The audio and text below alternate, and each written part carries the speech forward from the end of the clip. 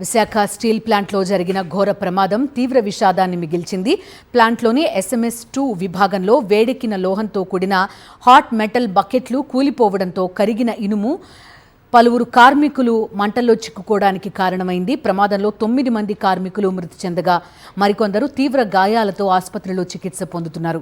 చనిపోయిన వారి మృతదేహాలను KGH మార్చురీకి తరలిస్తుండగా కార్మికులు అడ్డుకున్నారు. న్యాయం చేసిన తర్వాతే మృతదేహాలను మార్చురీకి తరలించాలని డిమాండ్ చేశారు. చనిపోయిన ఒక్కొక్కరికి ₹1 కోటి పరిహారం ఇచ్చి కుటుంబంలో అర్హులైన వారికి ఉద్యోగం కల్పించాలన్నారు.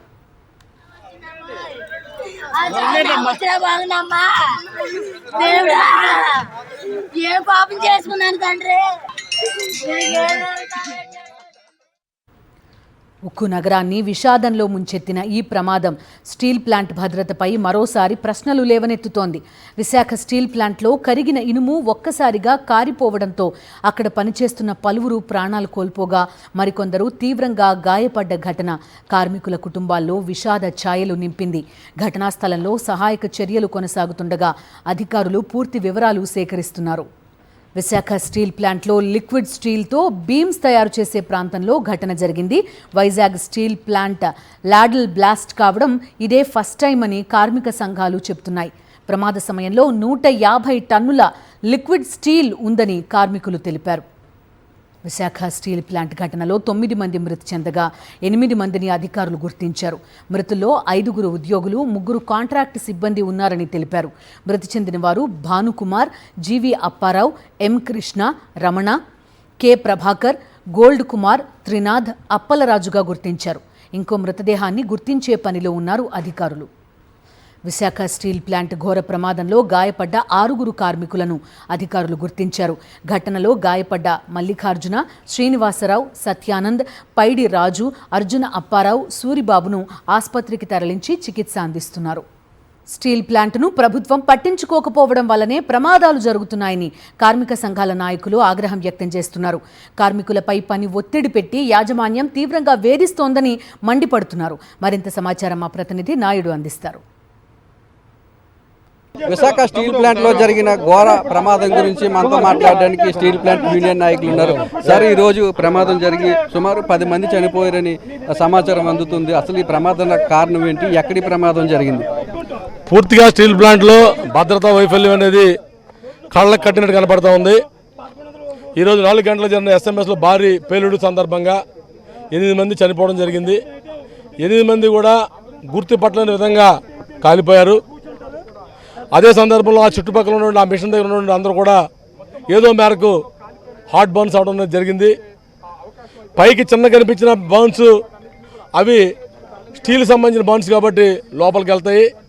వాళ్ళందరినీ కూడా హాస్పిటల్ తరలించడం జరిగింది. వాళ్ళకి వైద్యం జరుగుతూ ఉంది.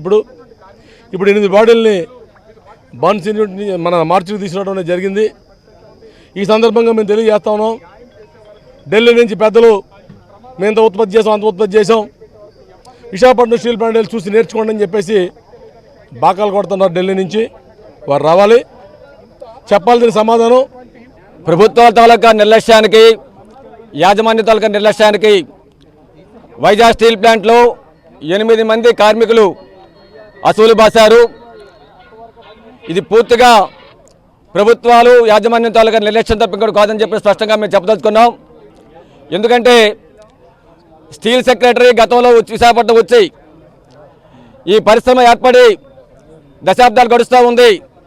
యంత్రాలు పాతవి, వీటిని మార్చాలి, కొత్త యంత్రాలు ఏర్పాటు చేయాలి అని చెప్పి స్పష్టంగా చెప్పారు.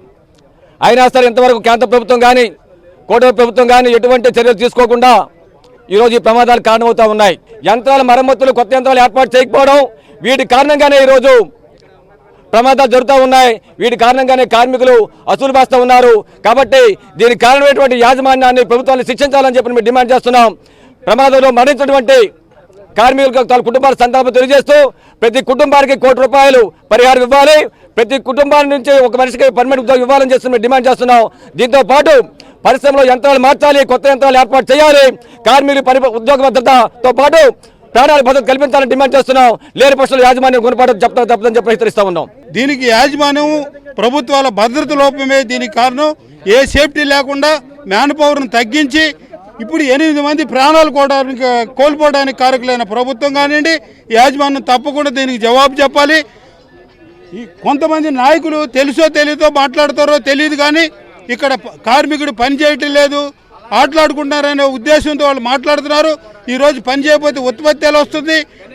ఇవన్నీ కూడా ఒక కార్మికుడి మీద మానసికంగా, భౌతికంగా, శారీరకమైన ఒత్తిడి పెంచి ఈరోజు 10 మంది పని చేయాల్సిన దగ్గర 2% పని చేయించి విఆర్ఎస్ ఇచ్చి కాంట్రాక్ట్ లేబర్ని తీసేసి ఈ దారుణానికి ఒడిగట్టిన యాజమాన్యం తప్పకుండా దీని బాధ్యత వహించి చనిపోయిన కుటుంబానికి ₹1 పరిహారం, వారి ఇంట్లో ఎవరు అర్హులో వాళ్ళందరూ కూడా ఉద్యోగాలు ఇచ్చి ఈరోజు యాజమాన్యం ఇక్కడ ఎవరైతే లోకల్ నాయకులు ఉన్నారో ఇక్కడికి వచ్చే వరకు కూడా మేము ఈ శవాలని కదిలేయమని, ఈ శవాలు బయటకు పోవడానికి ఎట్టి పరిస్థితుల్లో ఒప్పుకో. ప్రమాదానికి కేంద్ర రాష్ట్ర ప్రభుత్వాలతో పాటు స్టీల్ ప్లాంట్ యాజమాన్యం బాధ్యత వహించాలని, వీరందరినీ కూడా కఠినంగా శిక్షించాలని, ఎవరైతే చనిపోయారో వారికి ఒక్కొక్కరికి ₹1 పరిహారం ఇవ్వాలని, అలాగే వారి కుటుంబంలో అర్హులైన వారికి ఉద్యోగం ఇవ్వాలని చెప్పి ఇక్కడ కార్మికులంతా కూడా డిమాండ్ చేస్తున్నారు. లేదంటే ఇక్కడ నుండి బాడీలు తీసుకెళ్ళలేమని చెప్పి ప్రభుత్వాన్ని హెచ్చరిస్తున్నారు. కెమెరామెన్ శంకర్తో నాయుడు, స్టీల్ ప్లాంట్ నుంచి. మరిన్ని అప్డేట్స్ కోసం ఛానల్ ను సబ్స్క్రైబ్ చేయండి. నోటిఫికేషన్స్ కోసం బెల్ ఐకాన్ పై క్లిక్ చేయండి.